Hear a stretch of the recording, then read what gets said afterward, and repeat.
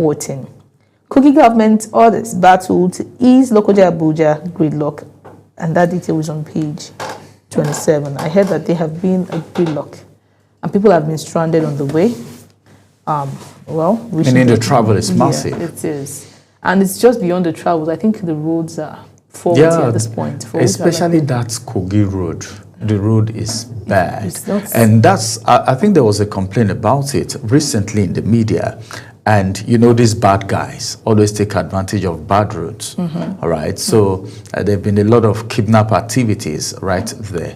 If there's anything to be done right now, since it's Yuletide and people are traveling, I think there should be, we should have road safety there. We should have the joint task force there so that they can at least safeguard that part of the road, those kilometers where the roads are very bad, because you don't have any option than to slow down when you get to that place. It's not even slowing down. You are stuck. Some people are stuck for days, I think so. Days? Yes.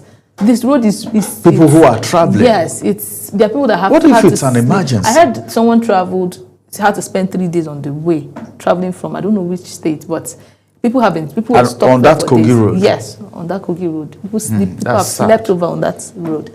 And if I were to be in that situation, I think I'll just have to reverse, turn back, and go back to my house because I can't stand the green. When you're traveling for something important, sometimes you won't have any option than to just wait. I'm here already. Let me just wait and see what on the way. And you don't know what's even ahead. That is it. I know I can't. But the funny thing is that you are in the midst of a lot of cars. So it's not like you're at the back end. So you know that one of the person at the extreme end. Exactly. Someone is stuck in between. You cannot take the option of getting a U-turn. You can't go back. Yeah, you can't go forward. Oh. That's the sad thing about a gridlock. Well, wish them all the best. And the good thing, the important thing for the government to do is that immediately after this festive season, that road needs to be attended. Yes, I think Umahi needs to do, David Umahi, the Minister of Works, that's a have to do something about it. Okay, so next story. Kogi government orders battle to ease. Okay, taking that. FDA approves first pill, I beg your pardon, to treat low libido in women after menopause. That's serious. And that's coming from the health sector. It's an issue. I heard a lot of women go through a lot during menopause. And this is really a welcome development. Federal government introduces mandatory drug test for public servant applicants. Ribadu leads FG team to oil spill site in Ogoni. A writer to that says, Tinubu is pleased with your leadership, Ribadu tells Fubara. Details on page 3. Well, those are your headlines. What are you expecting? Were you expecting something different? No, of course. What were you expecting? I wasn't expecting someone who even said, well, is he really in PDP? Well, during his trial and tribulation, he was not given attention and all of that. Well, this is Nigeria, and a lot of things are possible. So let's just keep our fingers crossed and see how all of that is really going to go. Okay, so those are your headlines for the Nigerian Tribune. We'll take it now to the next newspaper. All right, let's quickly look at the New Telegraph and see the stories that we have right there on the New Telegraph. On the New Telegraph, beginning from the big story, it says 130 remaining Niger State school children regain freedom. Good news. At least they should be reunited with their family this festive season, the holiday period. Then at the top of the paper there, you have CBN. FDI inflow surge 120% to $440 million in 8 months. All right. And of course, these ones said Yuletide, fair hike legal. All right. Exploitation won't be tolerated. That's coming from FCCPC. It's easier said than done. Who is monitoring? The exploitation has been happening and it's still happening. And we don't know when it's going to come to an end yet. So where have they been? We just talked about FAIR a few minutes ago. that from Abuja to Lagos is about 80,000 naira. Then for those who are strong, those who fly, those who travel by air, it's about 500,000 naira. Well, I think these people are going to make a lot of money. Is it because of fuel, jet fuel or something? I don't know if it's because of the aviation fuel. Because of the Ember month. Because of the Ember month. The rush, maybe. As well. But we're thinking it was going to be cheaper this period. No. We had our hopes, but right now, it's been dashed. It's been dashed. All right, let's take you through more headlines. Delayed justice, dust over CJN's push for virtual hearing. All right, this one says Obi attacks reps for refusing to criminalize vote buying. Okay, defection, that's the kicker. Stop complaining. You had your time. Umahi tells opposition. Dave Umahi is speaking right there. This one says United States, Nigeria seal $21 billion deal to strengthen faith-based healthcare. All right, that's good news. Now the big story, which is, I've taken that already. That's the release of the Niger schoolgirls. Dangote Refinery begins PMS sale at 729 naira per litre in MRS stations nationwide. Emergency declaration, Supreme Court pronouncement in conflict with Constitution. This is coming from Sege. And finally, this is a study. Alcohol-linked DNA damage tied to cancer risk. This is a study that is being made, and those are the headlines, all right, from the New Telegraph this morning. Okay, so we'll take it now to the Daily Trust. Daily Trust appears to be scanty with a picture story, but let's take the few stories we have. That's about one. So it says federal government digs on tax laws. A lot of people, I think we need to have an expert come talk to us about this new tax laws, because people have been opposing it, people have been coming out to say, there have just been questions around it. And it is set to be implemented 1st of January. Interesting times ahead. Well, we would have to have a more professional conversation around that topic, but this is your headline for the Daily Trust. We go to the next. The whole page has been bought over. The whole page has been taken over. Most times you see that some of these papers are being bought over. Where do we have next? Daily Independent, right? Yeah. All right. Daily Independent have some very catchy headlines right here. Let's take you through the Daily Independent now. On the Daily Independent newspaper, we have this one above the nameplate, which says, why new tax laws must not be suspended. This is coming from Oyedele. And of course, this one says, Farouk, $5 million could educate 6,000 children. Pay 450 teachers a year. This is coming from Peter Obi. Peter Obi's analysis thrills me a lot of times. How did he arrive at this calculation? How did he arrive at this calculation? He's a professional when it comes to economics. 5 million US can train 6,000 children and pay 450 teachers a year. All right, that's coming from Peter Obi. We're actually looking at the Daily Independent right now for you. And the big story says, Trump threat. U.S. conducts surveillance flight over Nigeria. That's from the Daily Independent. And of course, more headlines for you right there on Daily Independent. This one says, federal government okays mandatory drug test for public service applicants. What about those already in service? Tinubu pleased with your leadership. NSA tells Fubara. Okay. One rider to that story, federal government moves to resume oil operations in Ogoniland. Prioritize local arms production. Funding for DCOM.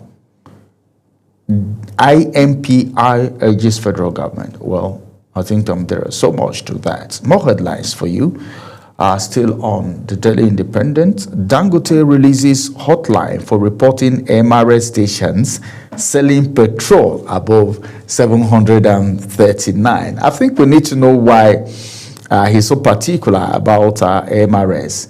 Tinubu's 2026 budget is consolidation of fiscal recklessness. That's ADC talking right there. The last time I checked, ADC said they are the new opposition in town. Of course they are, because every other opposition is in crisis. It's in crisis. So, and they're not in crisis too. They're also divided. Yes. ADC is also divided. Labour Party is, in fact, is in saga. So then PDP is in dilapidation. We will definitely give it to ADC at this point. ADC at this point. Well, they should keep fighting and give APC a run for their money, because I think a lot of Nigerians will be excited to have an opposition, even though we don't know if the opposition is going to take us anywhere in 2027. All right. We'll just keeping hope alive. That's what's left for us. Well, Nigerians will always tell you there is hope. There is hope. Let's keep hope alive. But it has helped us, Absolutely. really. If not for hope, for faith, for believing God, prayers by Muslim, Christians, everyone, it would have been something worse than what we're seeing right now. It would have been a tragedy. All right. Okay. Can we take any more? Just one more headlines from the Daily Independent, then we will be done. Food system shows resilience amid festive demand spike. Food system shows resilience amid festive demand spike. I think Priscilla will know more about that, because they are the ones that are always in the market, at least, to get food stuff for the house. All right. Coincidentally, that's going to be the last headline, the last newspaper that we will be bringing you the headlines this morning. We're going to take a quick break, but before we go on break, we'd like to let you know that Global Television do not have editorial contribution to all the national dailies. Every headline comes from the various editors and newspaper houses. Let's go on a quick break. After this break, we'll hit the road running with the first conversation today.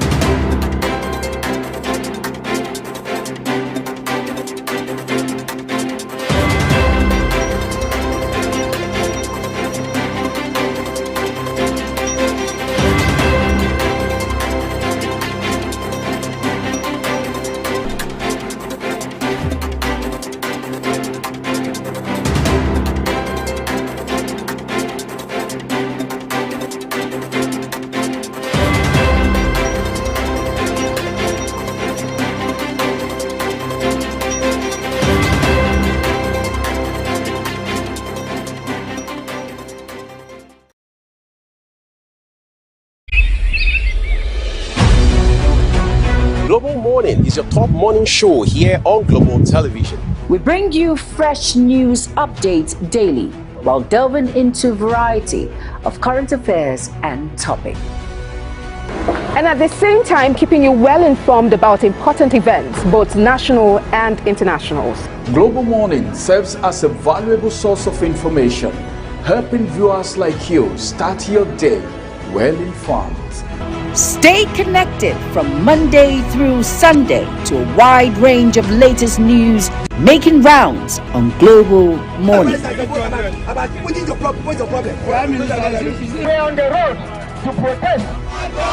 And the president meets all of our demands.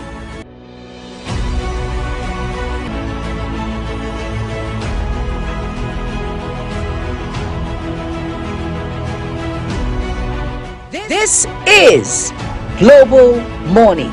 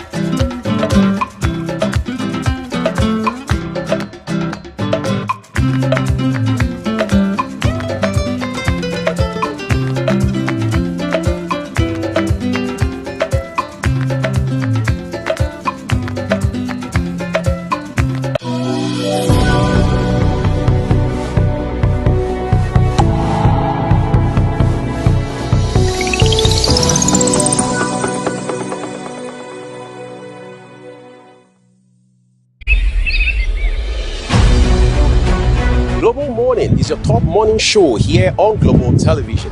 We bring you fresh news updates daily while delving into a variety of current affairs and topics.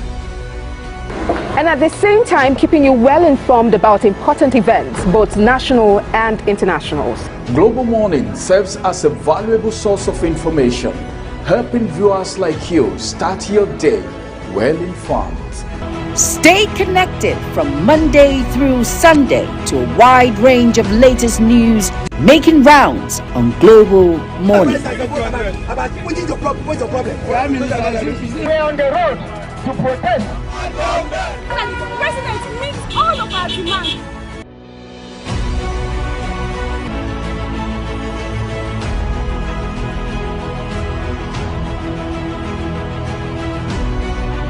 This is Global Morning.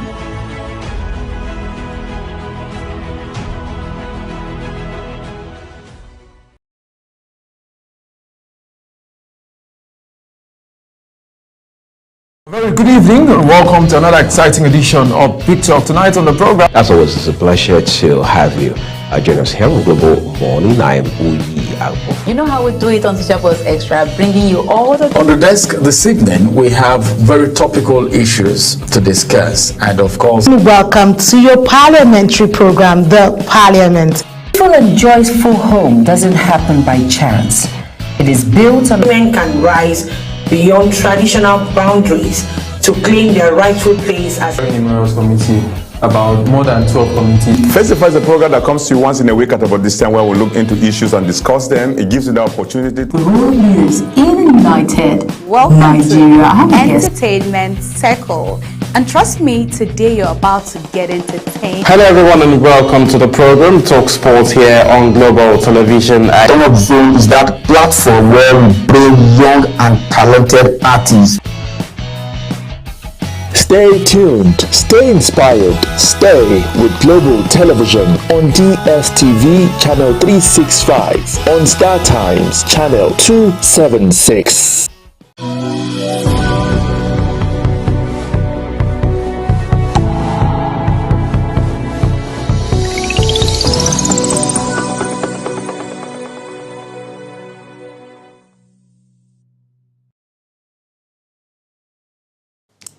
One of the things that a lot of people have different perspective about is the economy of the nation. Sometimes when the experts are speaking, you'll be wondering, what are they talking about? Are they speaking English, or they are speaking French or China, as a matter of fact? A lot of Nigerians since 2023 have had different perspectives, all right, as far as the Nigerian economy is concerned. Some experts will tell you we are doing well. Some will tell you what we are having is a marginal growth. Some will tell you it is just a sector of the economy that is working. Some will tell you, apart from the service sector, take for instance the telecoms, the banking sector and the rest, all other aspects of the economy, all other sectors are crawling. But how has this affected the life of the average Nigerian on the street?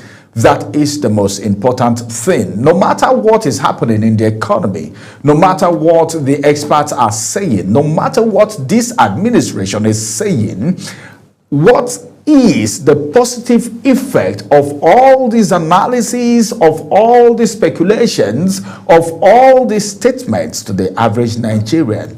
And today we have a developmental economist who will be joining us on the conversation today as we do a little evaluation of the Nigerian's economy. Don't forget that we would also do a comparison of the 2024 economy and that of 2025, because we are moving out of 2025 gradually, so we can actually know the direction we are heading in 2026. Joining me on the conversation is Prince Dennis Adesanya. It's good to have you join us on the program this morning, Dennis. Good morning, Mr. Ramsey. It's always nice to be here. Thank you very much. Well, you're an expert, and if there is anything Nigerians want to hear is we can go to the market now and enjoy ourselves. We can buy things at a very cheap rate. Even though someone told me that, I've not been to the market recently, but someone told me that the prices of commodities are reducing, but then the wherewithal, the money to give them is the little challenge that, Nigerians, I don't want to say Nigerians are never satisfied, but then I think it's because of what a lot of people are going through. So as it is right now, when we talk about the economy of a nation, what are we really referring to? Before we get started, let's establish that. Okay, thank you very much, Mr. Ramsey. When we talk about the GDP, that's the gross domestic product of a nation. So it talks about the aggregate production of goods and services in that economy in a particular year or a quarter. Is it may or quarterly or yearly? So it shows the total amount of goods that were produced in that. But like so, it shows their production status in that economy. It shows that how viable they are, how productive, and put it that way, the economy is. And of course, the last report that was brought out by the National Bureau of Statistics, that was there for the third quarter of 2023, released a few weeks ago, or 2 weeks ago, shows that the economy grew by 3.98% at the third quarter of 2023, so which is a slight improvement compared to the 3.86% it grew at the same period last year. So this year now we are seeing economic grow by 3.9%. So last year it grew by 3.86%.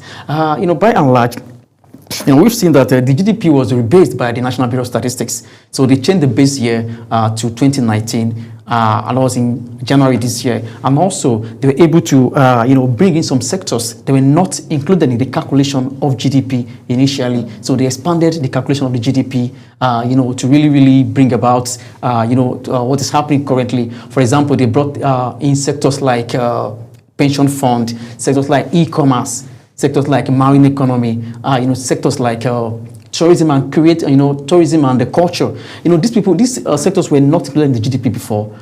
These days we have e-commerce. People buy most things online than even going to the market physically. And also, the entertainment industry is also part of our production in Nigeria. Remember, we have we have people we are doing well in the music industry in the world. We are doing well in the film industries. So all these areas has been brought into the GDP. So that's why the GDP was rebased to include new sectors that were not captured in the calculation of the GDP earlier.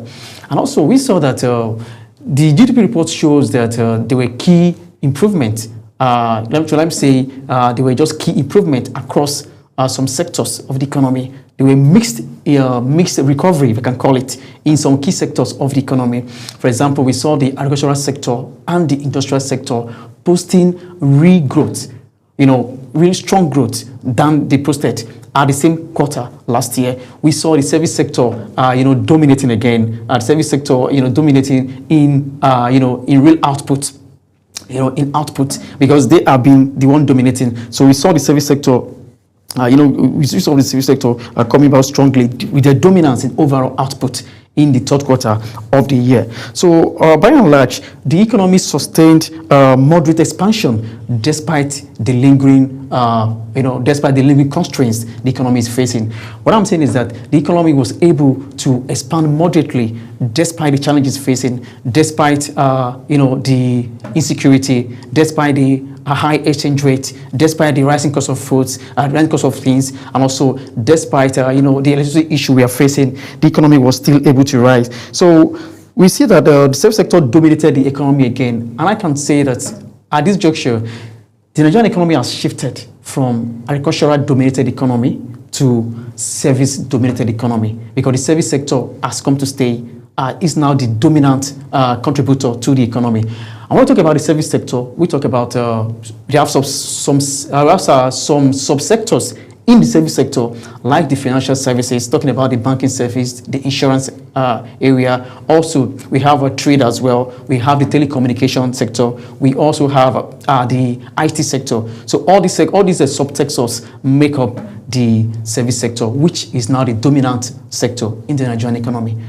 Unlike the way we used to have the agriculture as a dominant sector in the economy. So that's what we can get from the GDP report released by the NBS. Oh, all right. I think they just showed us that GDP report released by the NBS. Now, I can see that the total recap of 3.98%.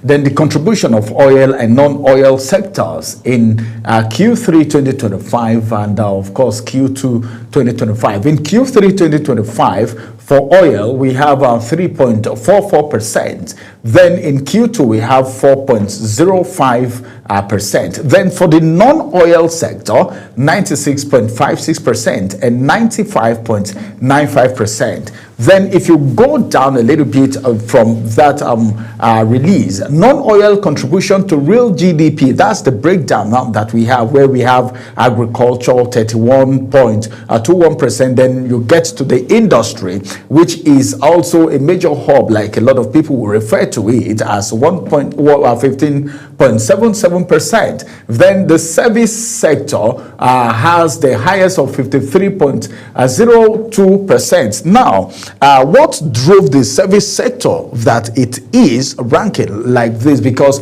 we need to look at that, because if you look at the Q3 2025 and the Nigeria's GDP of 3.98%, agriculture, the industry sector and all of that, if you look at the service sector, it has the highest. So what is the drive? What is the drive for the service sector, so that at least other sectors can take a cue if it's possible? Service sector. Actually, what happened is that there's some factors that really drove output in the service sector in 2025, you can put it that way. The first of the factors can be described as the PMI, that's the Purchasing Managers Index. It has been growing over time. What do we mean by what do we mean by Purchasing Managers Index? This is an index released by CBN every quarter. It monitors the health of the manufacturing and the service sector. It monitors the health, the stability of the manufacturing sector. If it's below 50, that means that the manufacturing sector is contrasting. That means if you say contrasting in the economy, we mean it's declining. So if it's above 50, that means the manufacturing sector is expanding. So the PMI has been growing over time. In the course of the year, we've seen high PMI coming out every month. For example, if we compare to, it has grown by over 54% compared to the PMI we had in the corresponding quarter last year, that's 2024. And also if you compare to the the previous quarter, that was Q2 2025, it has grown by over 49%. So with PMI growing, definitely output will be increasing in the service sector. Another factor that also led to the to the increment in output in the service sector is what I'll call the decline in money sector, the decline in in money supply growth. Money supply growth has been declining massively.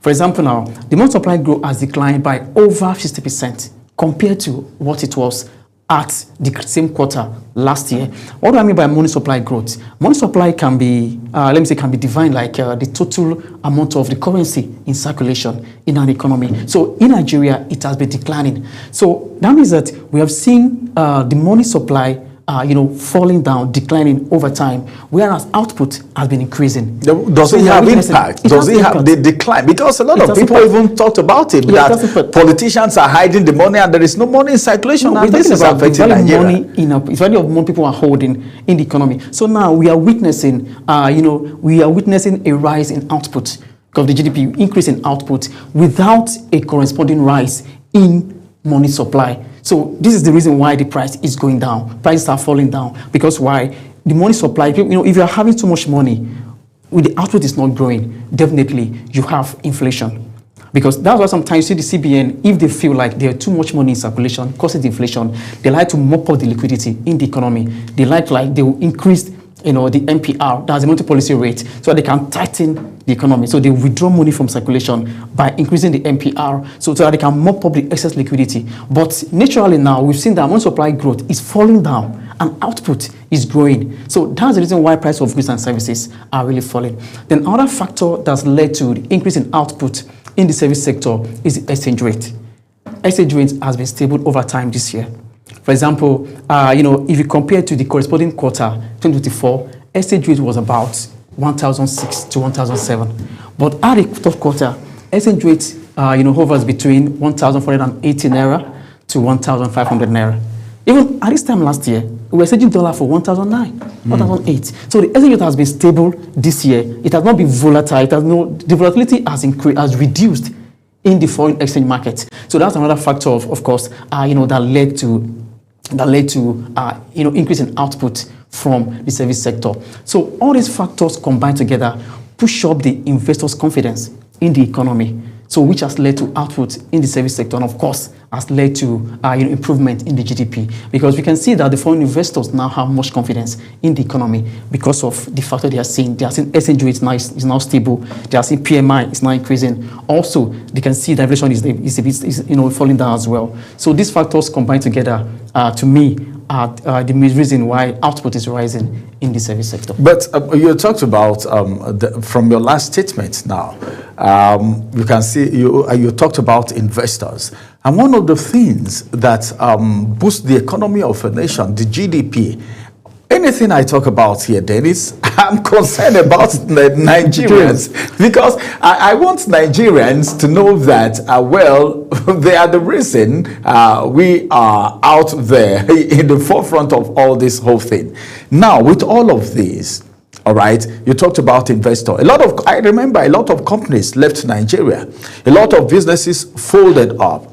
Can we now say, with what is happening in the economy now, all right, the GDP and everything now, can we now say the economy is ripe enough for investors probably relocating back if possible, and Nigerians having an more enabling environment to go about their business? So what's the general overview of the Nigeria economy now as it is?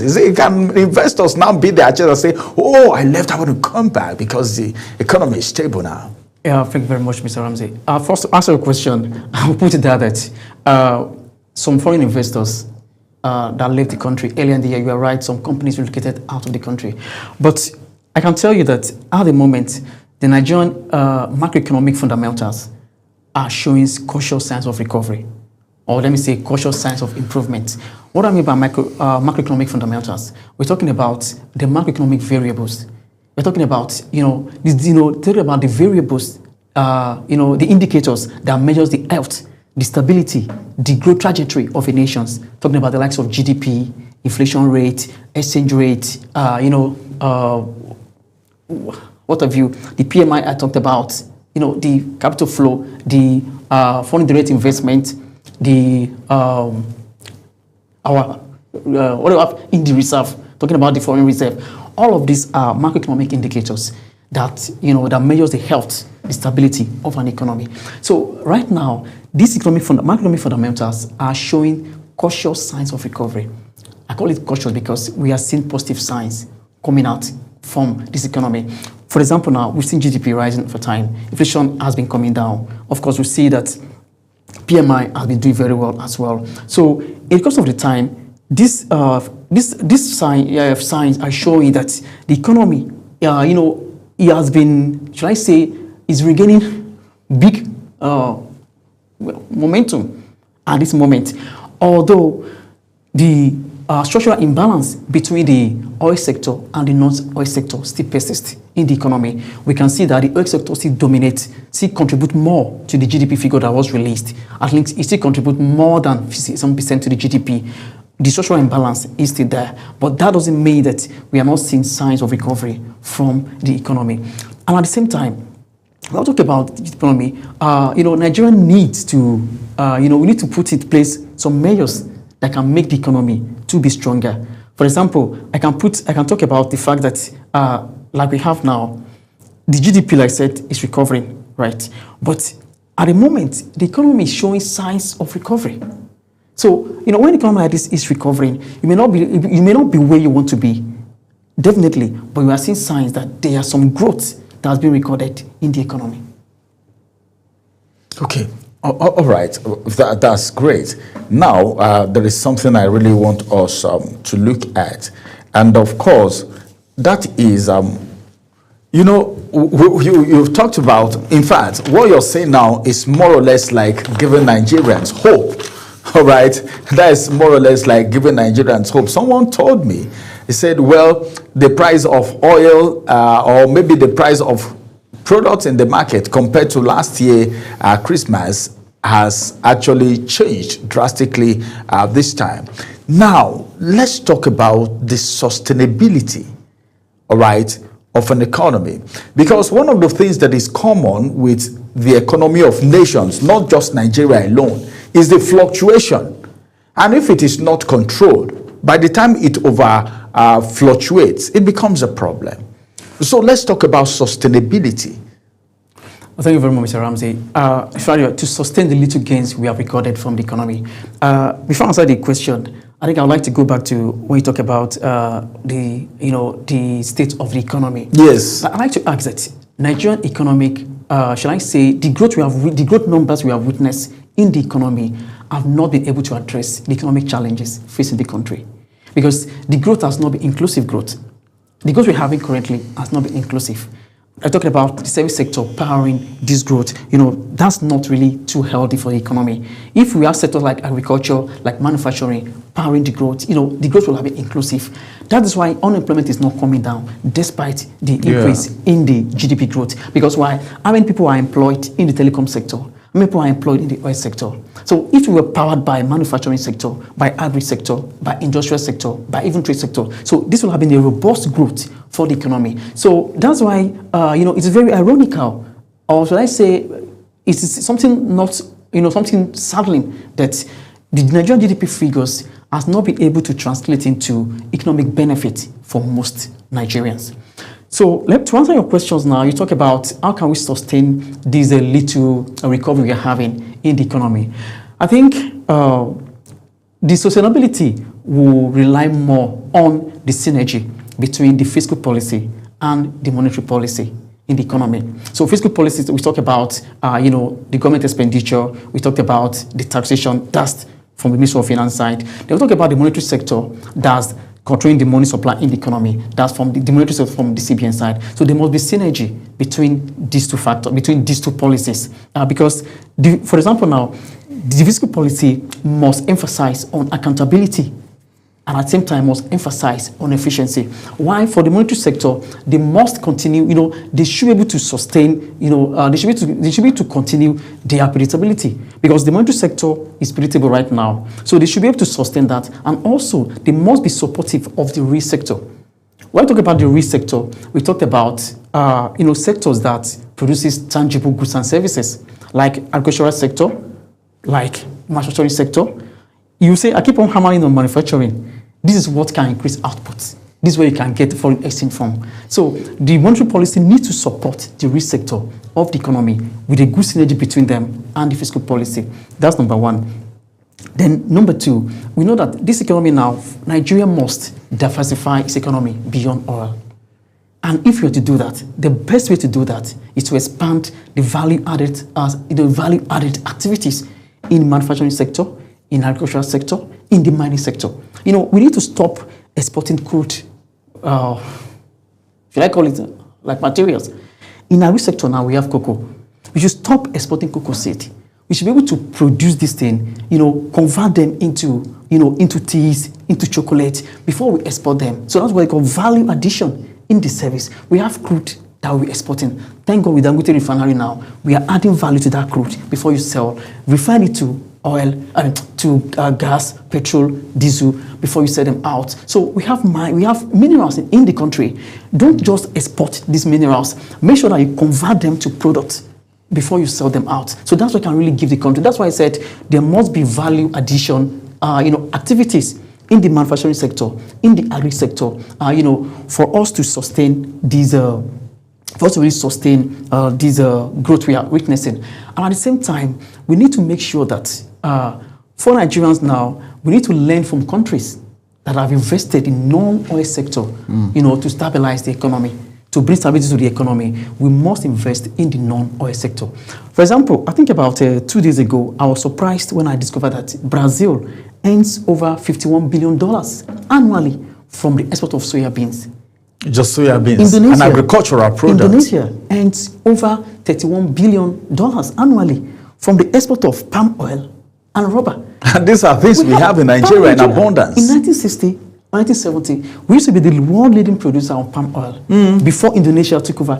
It was told that this Indonesia even came to Nigeria to borrow, palm seed from NIFO in Benin. So today, they are the world leading producer of palm oil and rubber. So they are generating over $40 billion from it annually.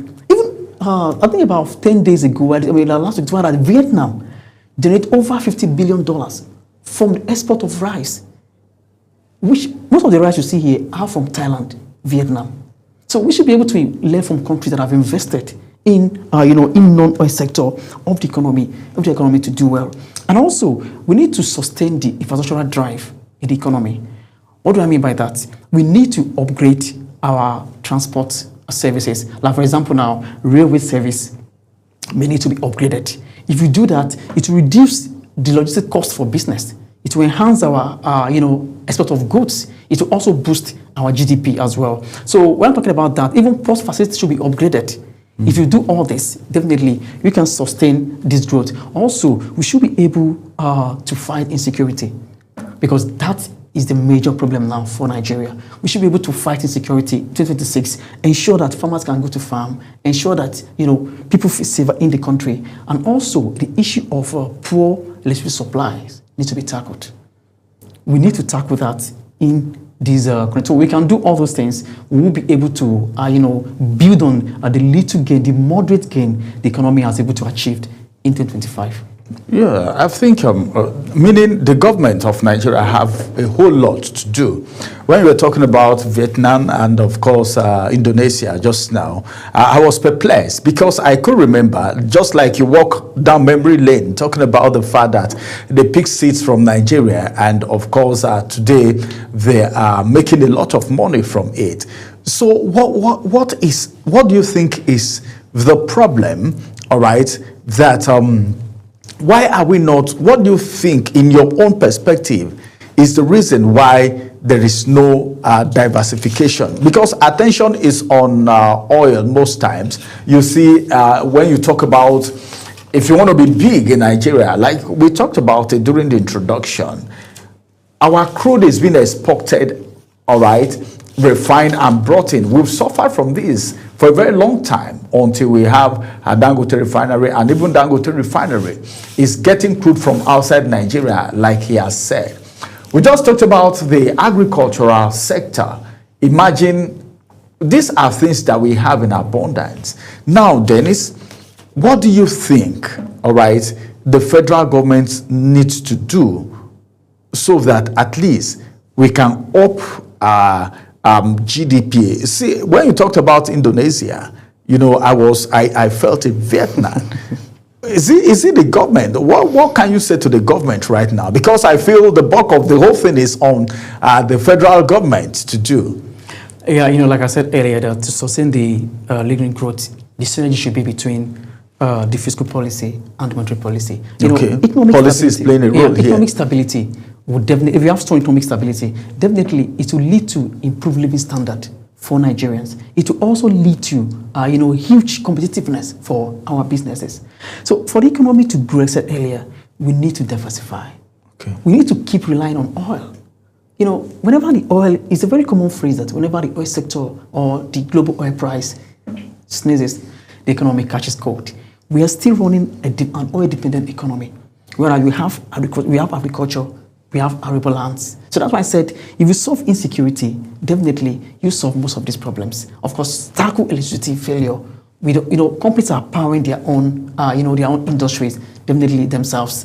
This is really increasing the cost of operation for them. It will lead to a reduction in their profits. Definitely, they will not be able to expand. If they can't expand, they can't employ people. So all this needs to be tackled. Then when you talk about the economy now, most importantly, institutional credibility and good governance are the bedrock of foreign investors' confidence. Even they are the bedrock of sustainable prosperity. We need to have strong institutions. For example, talking about INEC, the police, the judiciary, they have to be, they have to be credible. They have to be strong. So these are what foreign investors look into in the country. If I bring my company down to Nigeria and something happens to me, can I get justice from the judiciary, if something happens, so they watch all this. Is there good governance? So we need strong institutions. This will convince the foreign investors to come into the country. Even for it to prosper, that's why I said, for us to have, sustainable prosperity, we need good governance and, of course, credible institutions, because these are what are definitely really bringing the foreign investors into the country. And as we are seeing now, we've seen that, I can tell you that, I think last week, BZ Kosan announced that they've discarded their plan to exit the country.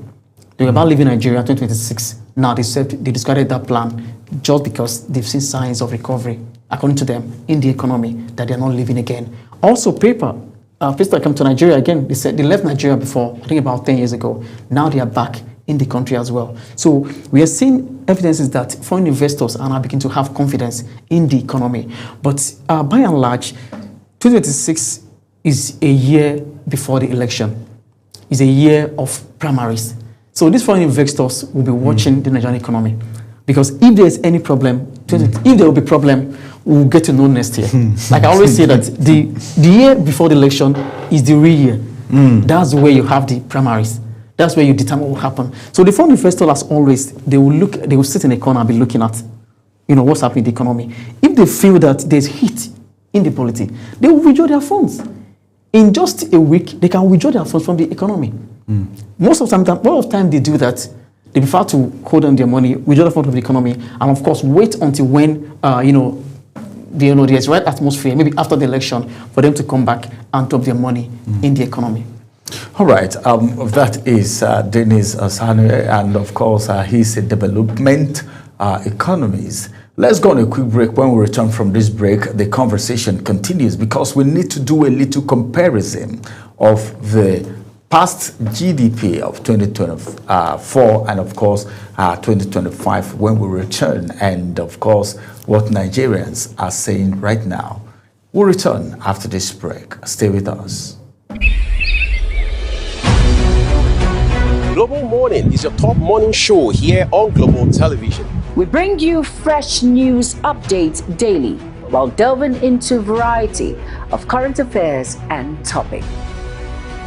And at the same time, keeping you well informed about important events, both national and internationals. Global Morning serves as a valuable source of information, helping viewers like you start your day well informed.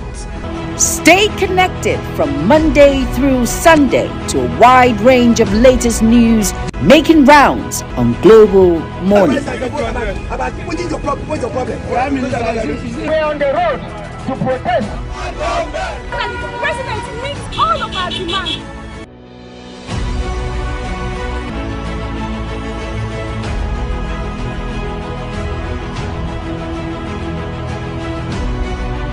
This is Global Morning.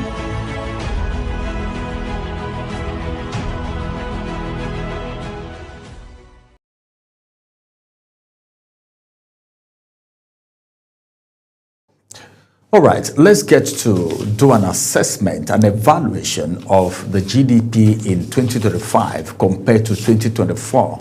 Let's know where we were and where we are coming from and where we are heading in 2026. All right, Dennis, let's look at, because if you need to know where you are coming from, where you are, and where you are going to. That there's a way that builds hope and confidence in Nigeria, like you just talked about 2027 now.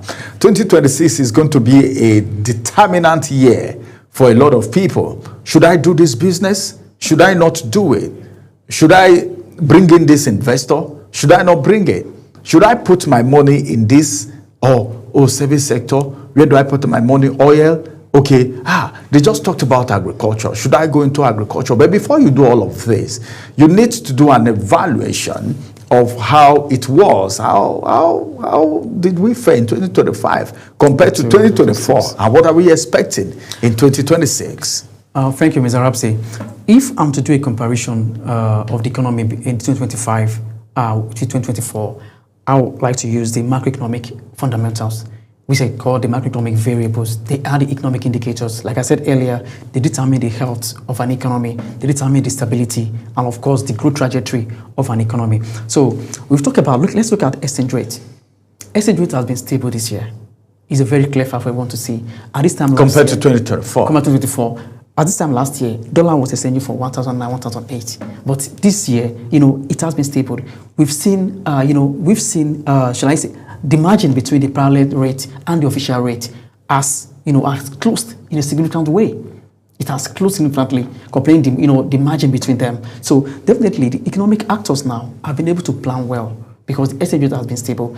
From the third quarter of the year to this last quarter of the year, we've seen exchange rate going for between 1,450 naira to 1,480 to 1,490 naira. We know that it's still high, but at least it's now stable. So this is a very, very good and valid point for foreign investors, for anybody. For example, those in the manufacturing sector, they cannot really invest or plan when the exchange rate is volatile.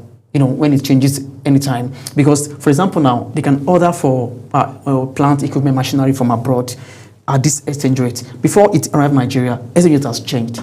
So it doesn't, it leaves room for uncertainty. It doesn't allow people to plan. Businessmen can't really plan. They can't really invest. So when the economy is stable, foreign investors can come to Nigeria. If I plan by this rate, so what do I get? So definitely it has been stable. Also, we look at inflation. At this time last year, inflation was about 39.8%. So it has reduced by more than half to 25. In January, I remember, inflation rate, I think, was around 28.48%. Right now, according to the MBS inflation rate figure report in November, at the moment, inflation rate is 14.45%, which was more than half of what we have last year. Even food inflation last year was about 40%. Right now, food inflation is 11.08%. Wow. So if you go to the market, you discover that the price at which you bought a tomato, which you bought right last year, they're not the same with the price which you are buying them at this year. So also when we look at, like I said, for foreign investors, they are really coming back. I was watching a program on CNN last week, I think on Bloomberg on CNN, where investors were talking about the Nigerian economy.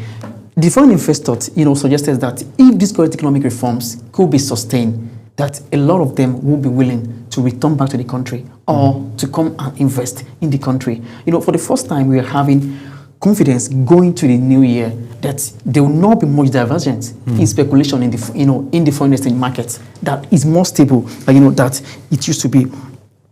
Also, we can see that the general consensus is that the Nigerian economy has managed to stabilize in 2025. So other key factors we can look into, talking about our foreign reserve. The foreign reserve at the moment, the net foreign reserve, according to CBN last week, is about $28 billion. It was not as high as that last year. Last year, I think we were about maybe like 17 or 18, talking about the net reserve now, not the gross reserve, last year.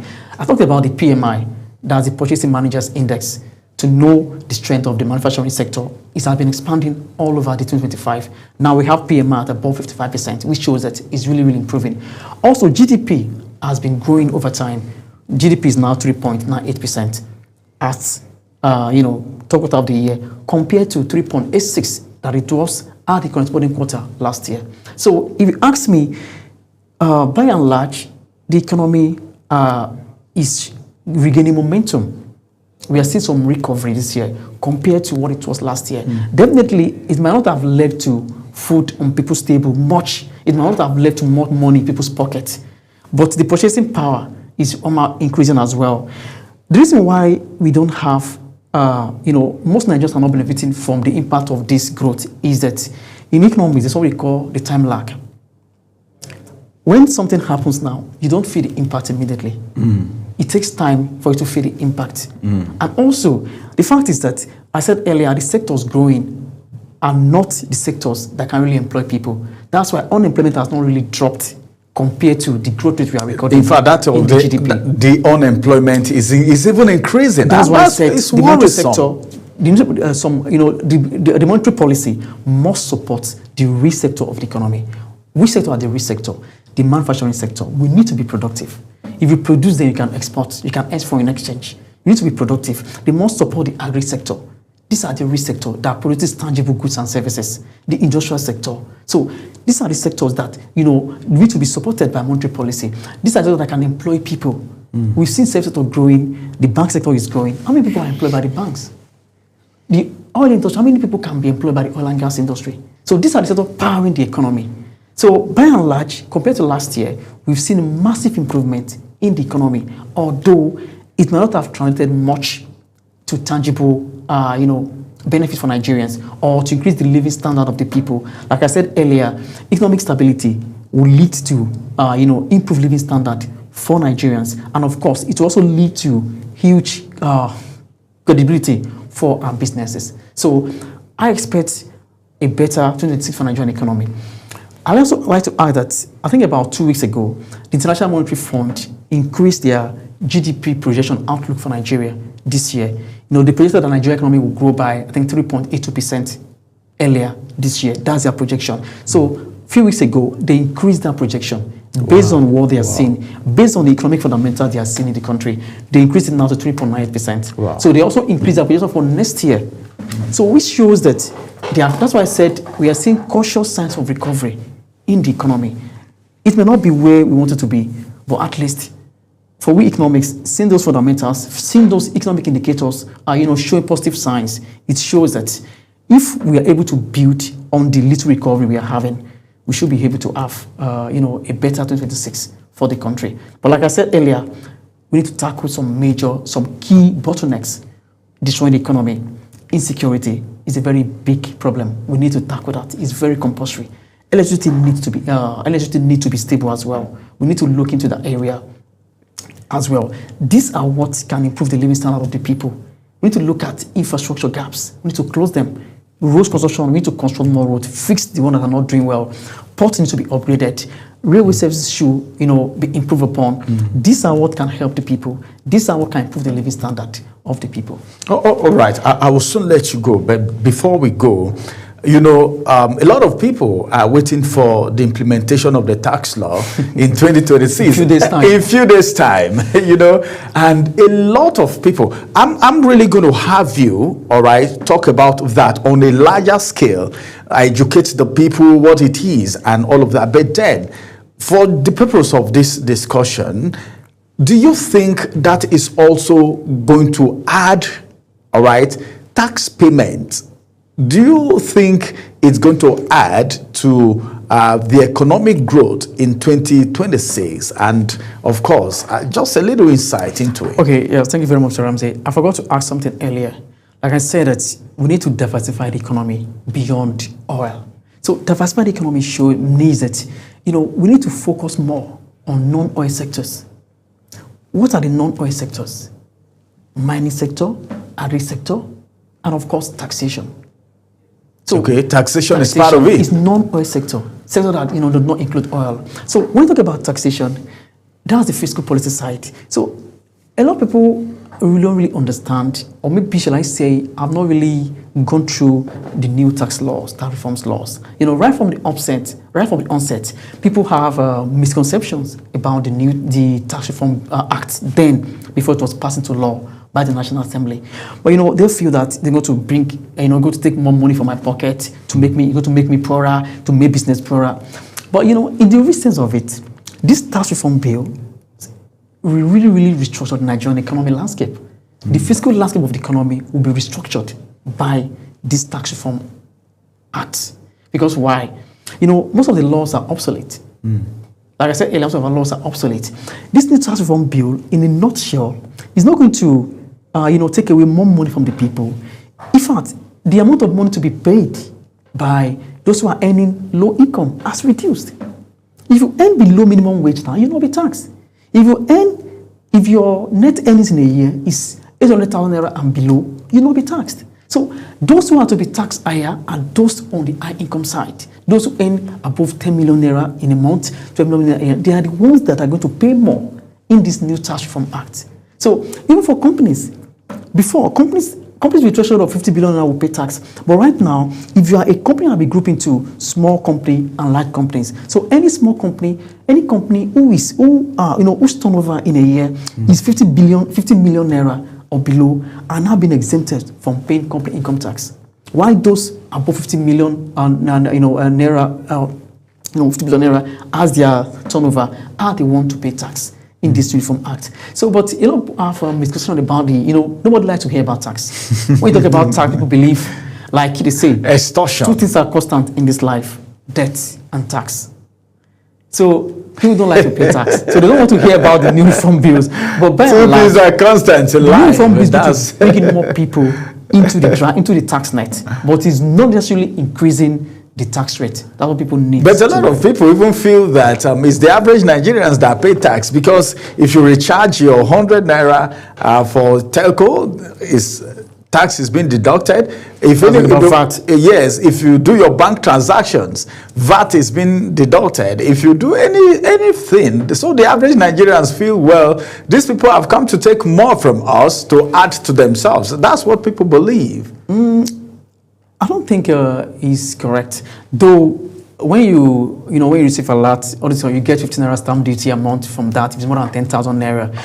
The reason for the Tax Reform Act is to really increase revenue generation in the country, but not to tax the poor the more. The new Tax Reform Act does not tax the people. Does not increase the burden of taxation on poor people. I stand on that point. If you go through the act, it's only bringing, we collect more from the rich, from this, not even the rich, the super rich, those who are high income earners. The amount of tax they pay compared to the poor before is very small. So now this tax is the one that is growing. It's progressive. You can see that those who earn like 1 million naira, 2 million naira are not really being taxed. Even they are paying lesser than they will be paying this year. But those who are super rich, high income earners, that they want to pay more, the reform bills. So definitely is to increase revenue generation for the country, because why the revenue from oil is going down. We can see that in the budget this year, oil was projected at $85 per barrel. That's the averagely. This year, the average oil price should be around $60 to $65 per barrel. So which means that we are facing dwindling revenue in the country. So the federal government thought that, okay, how can we do this? We should look to non-oil sector, like I said. And a very good non-oil sector is taxation. So that's why they're looking into that area. But when you talk about tax, people don't want to hear about taxation. They feel that you are taking more money from my pocket, you are reducing my purchasing power. So maybe we'll get to come here some other time to talk deeply about the tax reform act. We are going to have a special time to talk about taxation, as a matter of fact, because a lot of people believe that it is only the poor that pay taxes in Nigeria. But then I want to say a very big thank you to you for joining us on the conversation today. It's a whole lot, and we're looking forward to a robust economic growth in 2026, even though it's going to be a determinant year because of the preparation for 2027 election. Then we'll still have you again. We'll talk about tax separately, and we'll do a breakdown, of what it takes, what is going to cost Nigerians and all of that. Thank you very much once more, Prince Dennis, for joining us on the conversation today. You're welcome, Mr. Ramsey. It's always my pleasure to be here. All right, thank you. Well, this is going to be the size of the conversation today, but as it is right now, we'll go on a quick break. After this break, Priscilla Obasi will take us through the second conversation. Stay with us.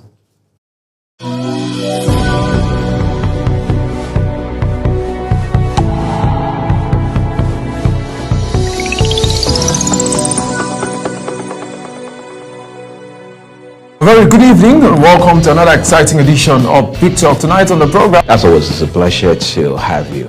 Join us here on Global Morning. I'm Uyi. You know how we do it on Teacher Plus Extra, bringing you all the... On the desk this evening, we have very topical issues to discuss, and of course... Welcome to your parliamentary program, The Parliament. Peaceful and joyful home doesn't happen by chance. It is built on... Men can rise beyond traditional boundaries to claim their rightful place as... Very numerous committee, about more than 12 committees. Face-to-Face is a program that comes to you once in a week at about this time, where we look into issues and discuss them. It gives you the opportunity to... World news in United, Nigeria, entertainment, circle. And trust me, today you're about to get entertained. Hello everyone and welcome to the program Talk Sports here on Global Television. Top Zone is that platform where we bring young and talented artists. Stay tuned, stay inspired, stay with Global Television on DSTV channel 365, on Star Times channel 276. Global Morning is your top morning show here on Global Television. We bring you fresh news updates daily while delving into a variety of current affairs and topics.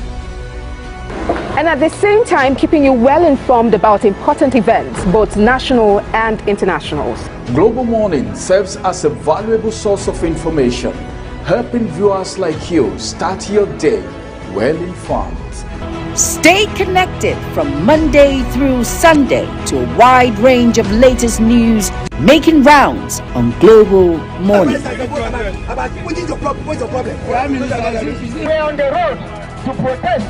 And the president meets all of our demands.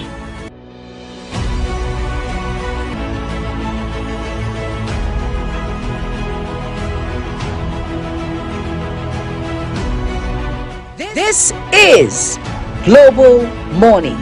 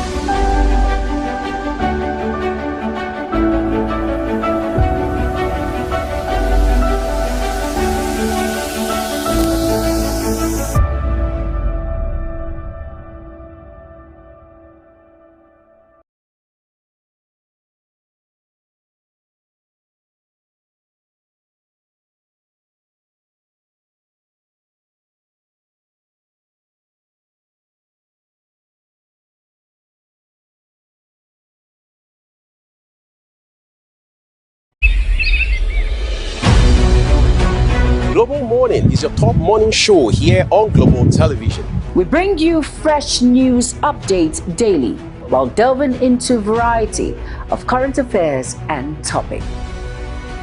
And at the same time, keeping you well informed about important events, both national and internationals. Global Morning serves as a valuable source of information, helping viewers like you start your day well informed.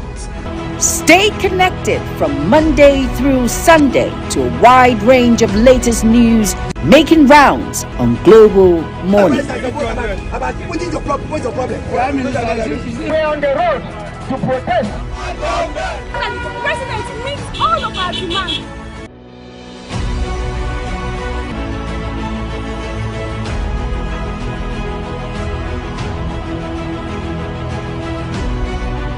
This is Global Morning.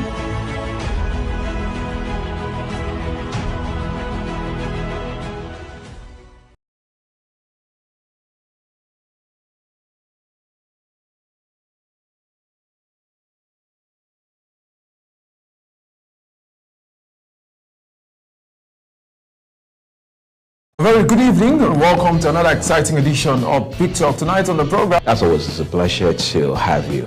Join us here on Global Morning. I'm Uyi Alpo. You know how we do it on Teacher Boss Extra, bringing you all the... On the desk this evening, we have very topical issues to discuss. And of course... Welcome to your parliamentary program, The Parliament. A joyful home doesn't happen by chance.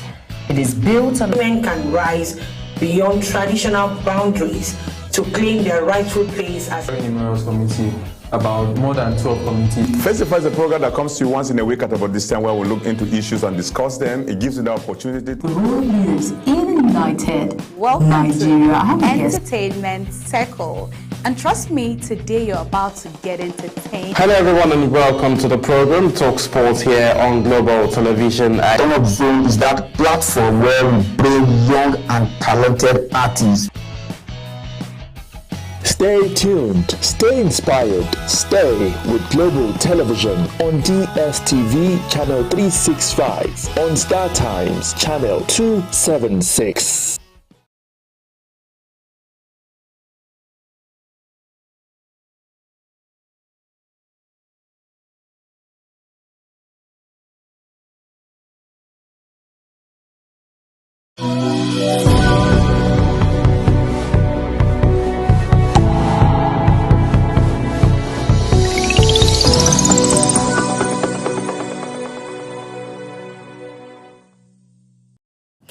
Thank you very much for still being here with us. We're delving straight to the second conversation for today. If you know me, I like to talk about the creative economy. And today we're talking about that sector. It's quietly shaping Nigeria's economy, from, content creation to film production to music production, digital art, storytelling. Nigerians are creating content that travels far beyond our borders. With the 2026 tax year, well, I don't know the strategy around content creation though, but I mean, we're going to have a whole lot on that conversation. But the real question I want to ask today is, how do we move from virality to viability? We are all, a lot of us, or a lot of content creators are all about going viral and all of that. How can we turn digital content into sustainable income and not just short-term fame? Yeah. Joining me to unpack this conversation is a content strategist, a digital strategist, yes, a producer, someone who has, understood both the creative space, the processes, and the business behind it. Joining me is Mr. Kingsley Obasi. You'll get to see him after this break. Don't go anywhere.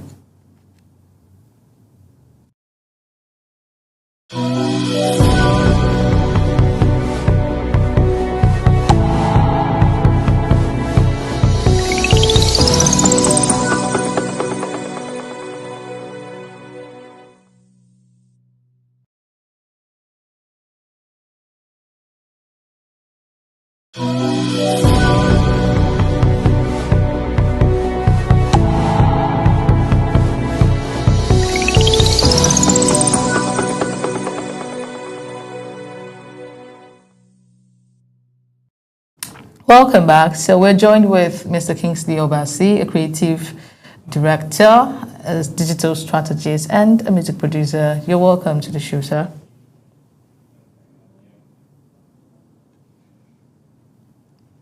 Are you there?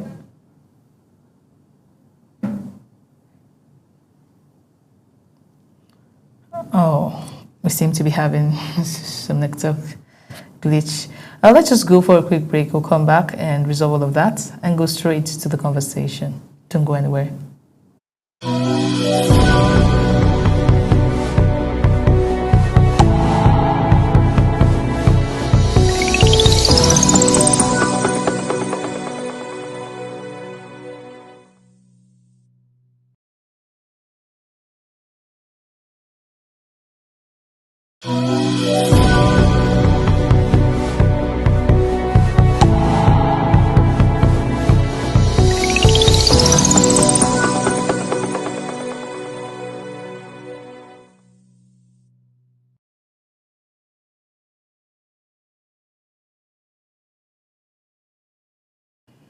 All right, we're joined with Mr. Kingsley. He's right here with us. Mr. Kingsley, can you hear us?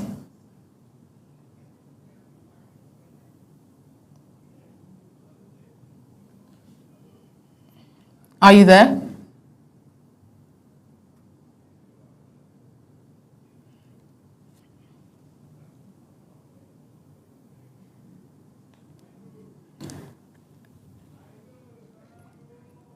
Oh, okay. This is seeming to be a bit of an issue, but we will definitely resolve it. Stay with us, please.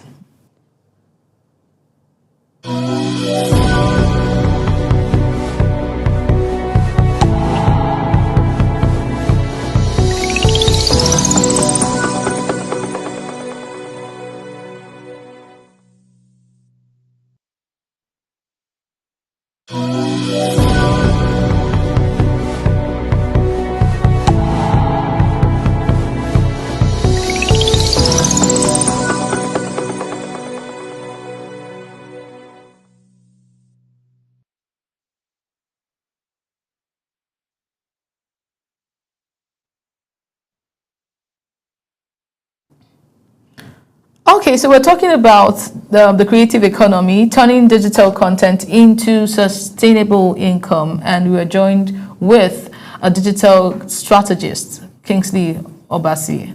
Are you there, sir?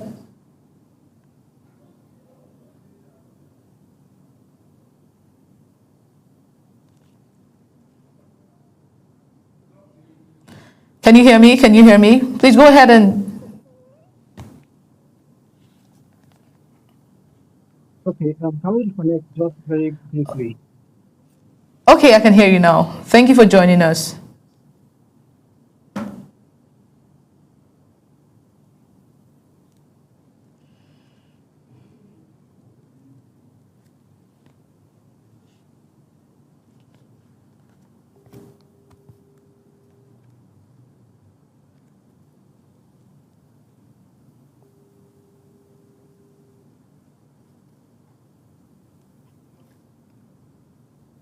Okay, this is becoming an issue.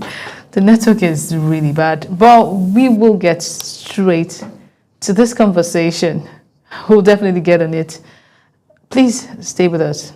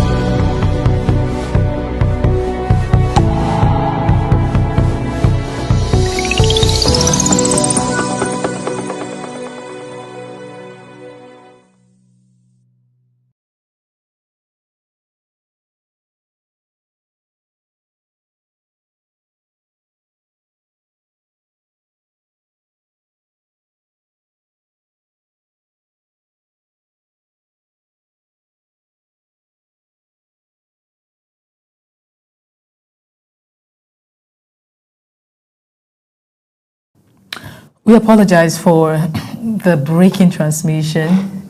It is due to some technical hitch. But we're right back on the conversation right now, talking about digital economy, and joined with a digital strategist, Kingsley Obasi. You're welcome to the conversation. Thank you very much for having me. Okay, let's dive straight. So let us start by assessing the growth in the digital space. As a creative director, how would you define the creative economy in let's say the last 1 year in Nigeria? Okay, thank you for that question. A very important question. And the last tweak you made to the question is very important. What I mean by that is when you said in the last 1 year, because of recent changes have been fleeting quite fast, and things have been advancing in, I would say, an exponential rate. So in the past 1 year, I would say the creative economy is, first of all, where ideas, talents, and innovation become tradable assets. It's no longer just for entertainment, but this becomes assets that can generate money not just once, but over and over and over again. Just imagine a situation where somebody comes, let's say a stand-up comedian, he comes up on stage, he's invited to perform, to tell jokes. And he does it and he's paid an honorarium or whatever it is called. And he goes away. Before he can earn another money from his craft, he'll have to stand up again in front of an audience and perform. But here, we're talking about assets that can continue generating money for you for just one creation. Essentially becoming for you a means of passive income, if you would. Okay, so in today's digital age, it's about turning your music, your videos, your designs, or any content into something that has a real value, both culturally, financially, through digital platforms and audiences, worldwide. In the recent times, there have been a lot of changes in the way these things can be harnessed. New social media platforms, and the new systems of doing things have come up, really. And it's a little bit challenging to catch up if you're not someone who is poised towards updating your knowledge of how to use, the current social media platforms. Let's say Facebook, for example. Facebook is not static, all right? You might think you know how to use Facebook as at 2-3 years ago, but if you come up now, you see that there's a lot of things there to learn. So it's evolving, and I would say it requires an evolving mindset as well to be able to keep up with the pace and make the most of it. Okay, so many creators go viral but struggle financially. A lot of them. And why would we say visibility does not always translate? Why is it that visibility does not always translate to, income? Yeah, this is a common dilemma that creatives face, and it goes beyond even the realm of media. In everything you do, if you're an artist, an artisan, being able to know the business side of whatever you do is what will ultimately guarantee that you're going to earn from your craft. Being excellent, being exceptional, being the best, sadly, is not what guarantees that you're going to earn. We see a lot of people who don't do as good, being on the top of the charts sometimes, I'm not saying those who are on top of the charts are not excellent at their craft, but if you know what I'm talking about, all right? So virality doesn't guarantee a business model. These are two different things completely. So for everything that has success, there are essentially a few vital parts. One is the creation process, where you get to craft your craft, okay? That's the creation. Then also we have quality control. Quality control, how to ensure that what you're doing is actually consumable by your audience, all right? Your audience requires a certain vibe, and then you're putting out a vibe that is meant for a totally different audience, and you're missing out already, all right? So your quality is off totally.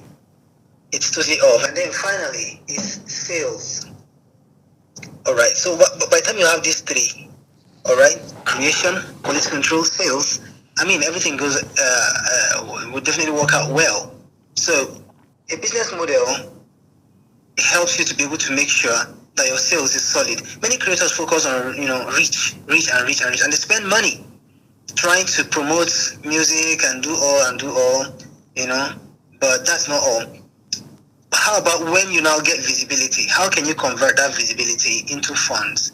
When finally the attention comes on you, as a new creative now, you're making your music and then all of a sudden, bam, you have, maybe an influencer just shares your content and all eyes are on you. Are you going to be able to sustain? I remember there's a particular guy on social media who was seen selling bonds. All right, you see fish pie?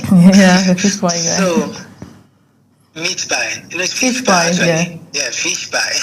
So an influencer came and cleaned him up and gave him house and all. We remember that just after a little while he was seen struggling again. I remember again there is a story of a young man who was seen selling pure water. He would approach you with a bottle of water and begin to tell you the importance of water. He will even tell you the chemical name of water or the chemical composition of water, H2O. It has 1 molecule of hydrogen and 2 of oxygen, and he's going to flatter you with the way he sells the water.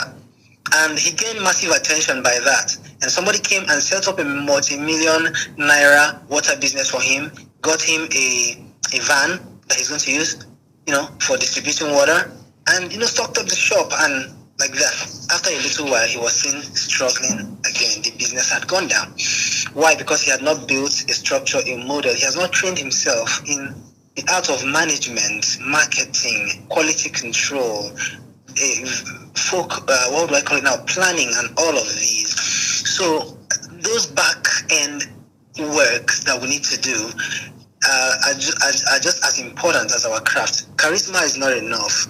But systems is what works. And I don't need to say more than this. So the income comes when visibility is paired with smart, sustainable systems. Do you think Nigerian creatives can realistically compete globally? And if yes, what must we do differently? Or do you think we are already doing that?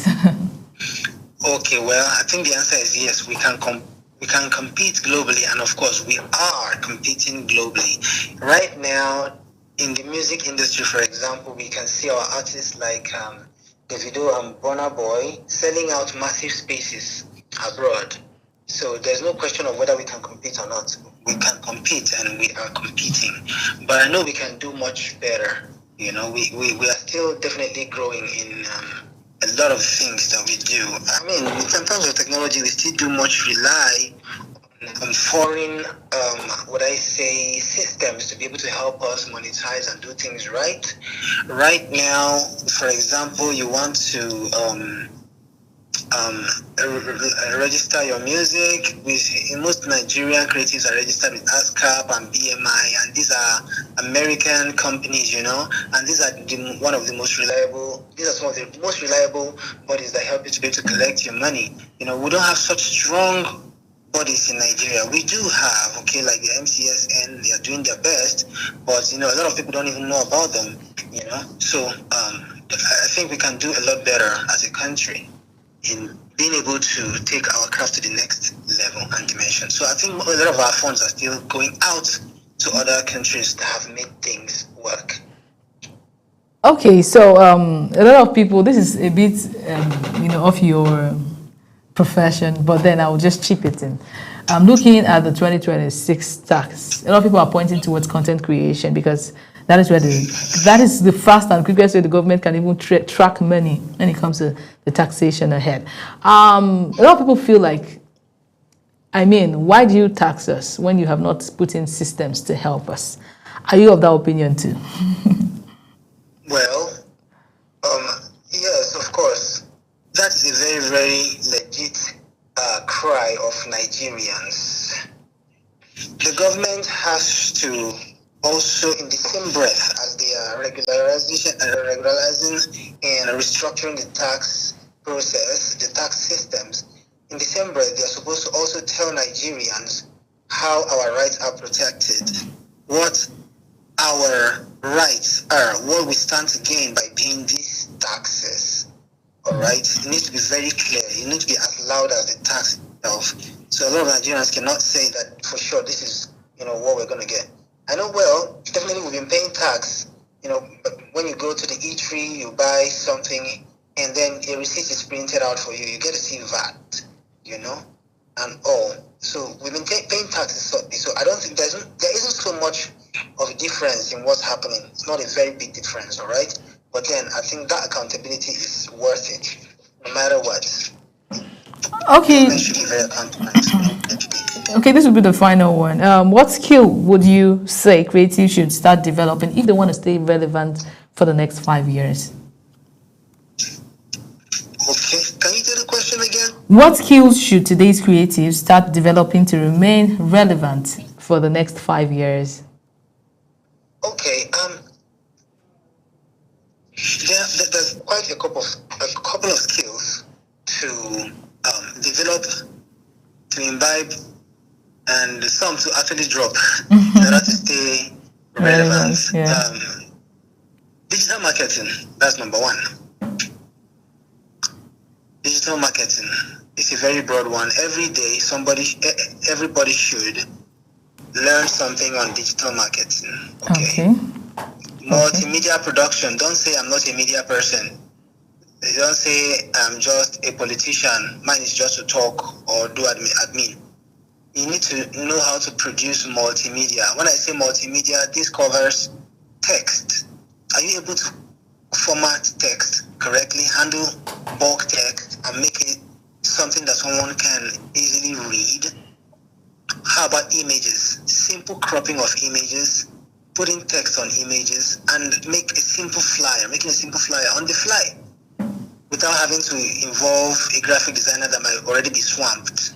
Okay, so basic video editing, you need to share an update to something and you have the video that's too long. You don't even know how to cut it. Simple audio fixes, recording audio and all that. So you don't have to just be a pro, but basics of media production, multimedia production, everybody needs to have it. Right. Then business management as well. Okay, because at the end of the day, everything is a business. You as an artist, how to manage your number one manager. A record label cannot come to you if they've not seen a level of personal management you've done for yourself. So business management is very, very important. Yes. So intellectual property rights. Everybody should know their rights to intellectual property. Otherwise, other people will I don't know. They will take you for a ride. Yes, they will rip you off and all of that.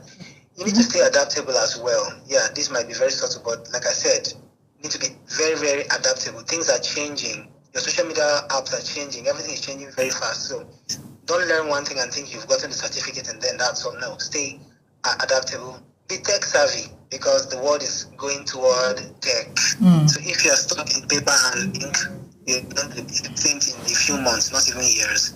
All right. So these are the keys to longevity. Thank you so much, Mr. Kingsley, for joining us today. It's been an insightful conversation with you, and we really appreciate your time. It's an ongoing conversation. It's not something that's stopping anytime soon. So something we'll keep discussing. But thank you for your time. We appreciate it. Thank you for having me. All right, viewers, here we wrap it up on the second conversation. Global Morning will be wrapped up in a bit. Please don't go anywhere. Stay with us.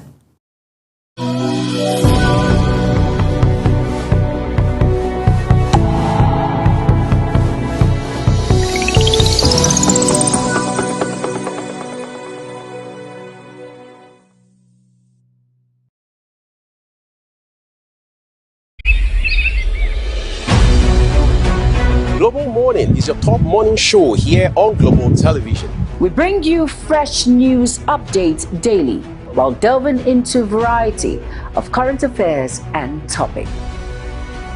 And at the same time, keeping you well informed about important events, both national and internationals.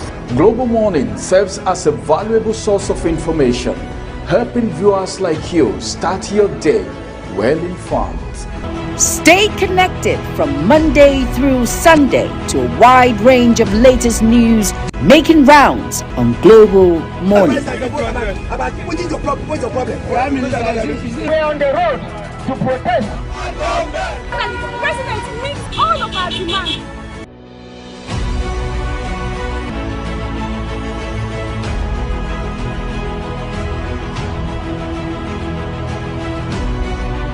This is Global Morning.